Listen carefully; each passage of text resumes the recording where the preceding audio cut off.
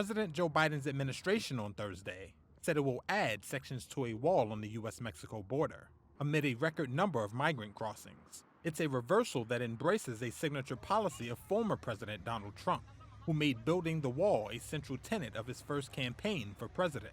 Biden told reporters it was out of his hands. I tried to get them to reappropriate, to redirect that money. They didn't, they wouldn't. And in the meantime, there's nothing under the law other than they have to use the money for what it was appropriated. I can't stop that. But when asked if he thought the border wall worked, he responded, No.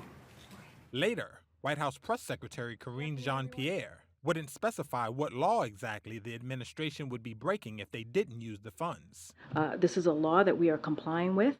Trump was quick to claim victory and demanded an apology on his Truth Social platform, writing, quote, "Will Joe Biden apologize to me in America for taking so long to get moving? I will await his apology." Meanwhile, Mexico's president Andrés Manuel López Obrador criticized the decision. This authorization for the construction of the wall is a step backwards. That does not solve the problem. That does not solve the problem. We have to address the causes. The Biden administration has been struggling operationally and politically, with a record number of migrant crossings at the U.S.-Mexico border during Biden's term, with new highs hit in September. Migrant numbers initially plummeted after a new tougher rule was put in place after Title 42 expired in May. But in recent weeks, numbers have begun rising again, straining U.S. cities at the border and further north. It is just not sustainable, this flow.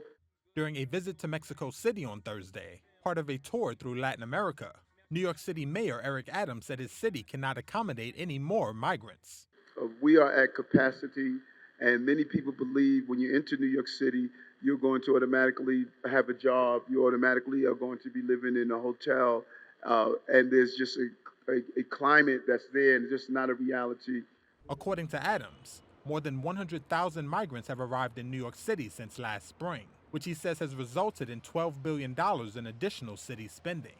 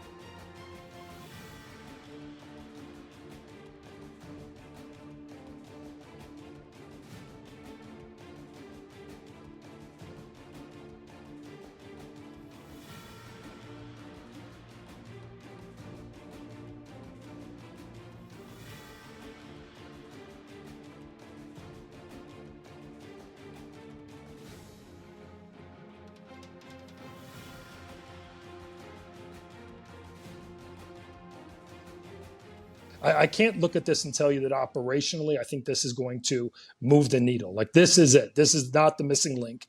This is not going to change the dynamic at the border. It's true. There's certainly a role for physical barriers, but it is not the one size fits all answer to our border crisis.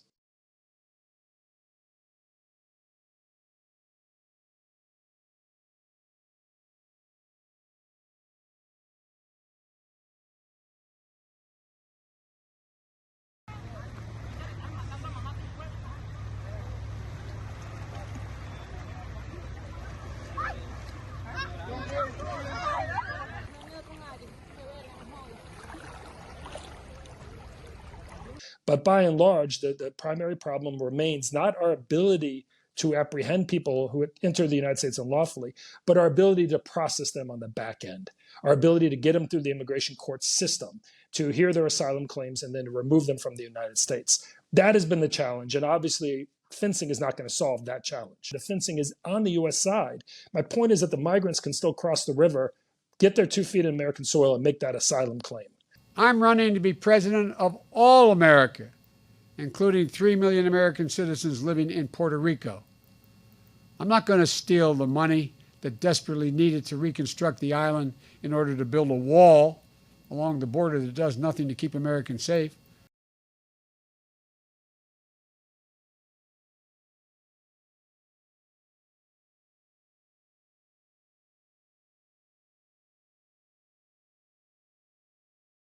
But look, politically, obviously, I think this just plays into the hands of those who've been screaming, we need to build a wall, right? This looks like an affirmation of the tactics that the Trump administration was pushing. But the bottom line is, I don't think it's fair to say that this is a reversal. If anything, I think you could argue that the administration was legally mandated. I know there will be some who question that. But I 100% do not believe that the administration's shifting gears and saying, well, you're right, you were right all along. The answer is a wall, and we're going to build a bunch of wall.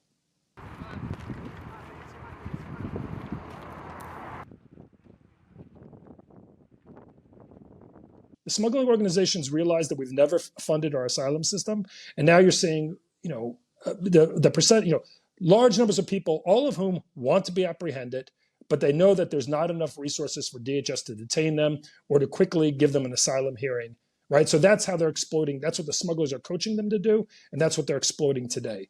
And so my point is that building the wall doesn't solve that. So, okay. Why?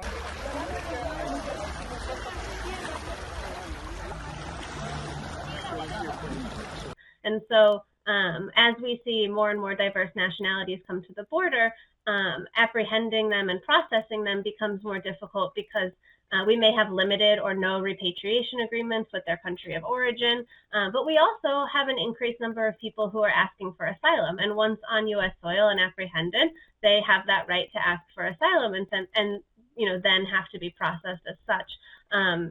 Sometimes with an NTA, a notice to appear into immigration court, and then other times through other processing mechanisms. So there's kind of a compilation of factors that go into what we're seeing.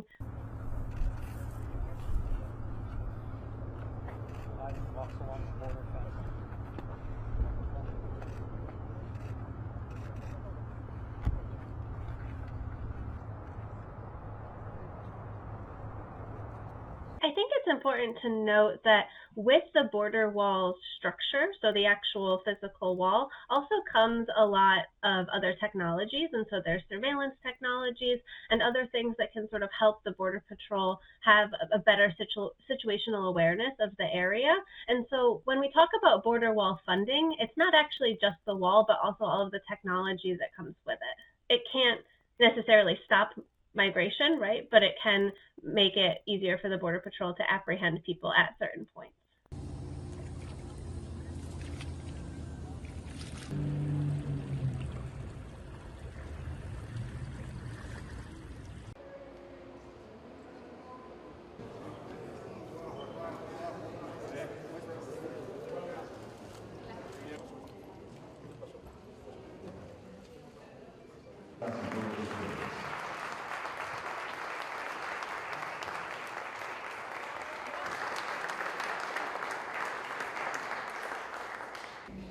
I am here in Mexico to say that we have been long partners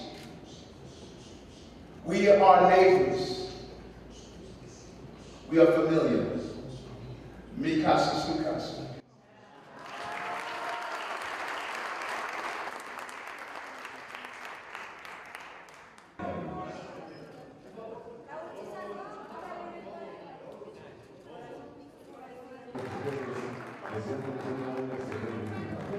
We're learning so much from the business leaders that are here and what we're learning in Mexico.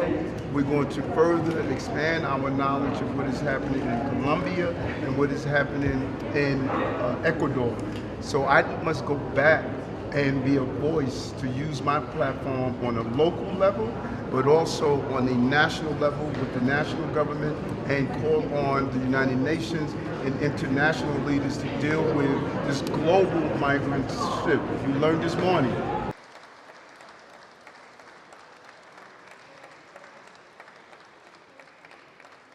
Con nuestro Estado y favorecer el intercambio cultural en beneficio de las personas. Brindemos un fuerte aplauso, por favor. Compañeras y compañeros de los medios de comunicación, agradecemos la presencia de todas y todos ustedes en esta rueda de prensa. Our city has always been a city where we allow real immigration. The federal government must give immigration reform. We want to make sure that people come in pursuit of the American dream actually have an opportunity to do so. The way that stands now, we're taking that opportunity away by the conditions we have people in. It's not fair for women and children.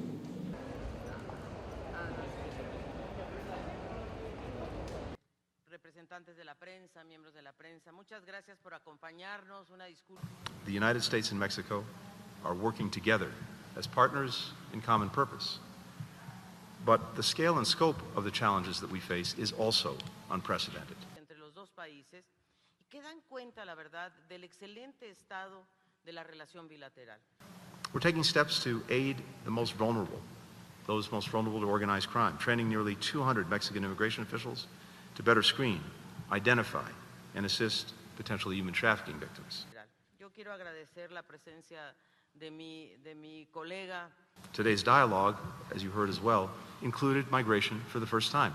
This is a recognition that the issue has profound national security implications for the entire hemisphere. Mecanismo que se llama el diálogo económico de alto nivel. But the scale of this challenge demands that we redouble our efforts, that we do more to improve and modernize border security, that we do more to increase legal migration pathways and protections, more to address root causes, and more to deter irregular migration, humanely, including through additional steps that you'll be hearing about today. Our two countries are being challenged by an unprecedented level of migration throughout our hemisphere.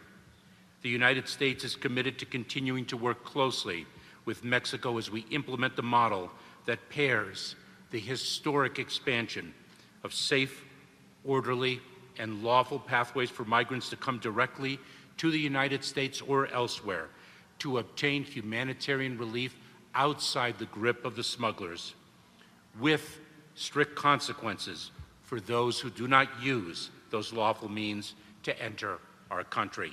As you well know, and I will share with those who do not, that we granted temporary protected status to Venezuelan nationals who were in the United States as of, in other words, on or before July 31st of this year.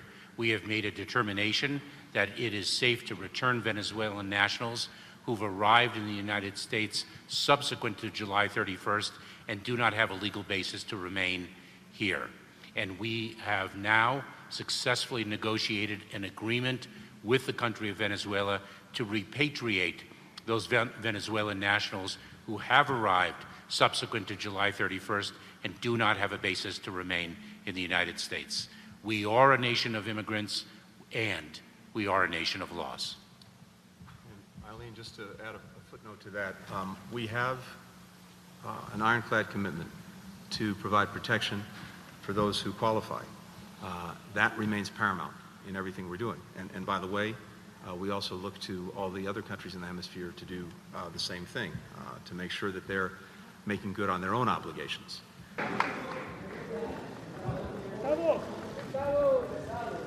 Well, General Brown, welcome to the Oval as Chairman of the Joint Chiefs. It's great to have you here. And your experience in combat and your experience in administering at the Defense Department, and your leadership in just about every theater. You've been around the world, as they say, as a commander. And you're a trusted leader of the Joint Force, and you're accelerating the change we need, both in terms of material and in terms of strategies. And CQ, your insight and counsel, we're looking for. The Secretary of Defense has been bragging about you a long time here, and so is the head of the CIA. So we're going to get going. And today we're going to discuss the intelligence matters that are current. You know, you've kept current on all of these, I know.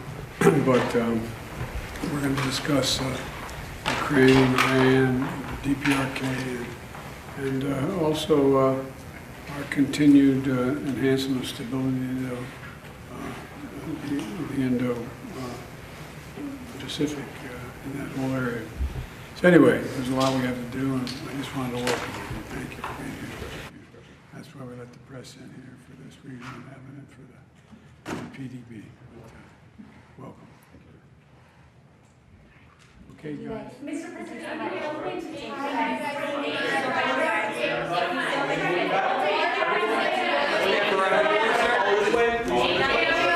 thank you so much.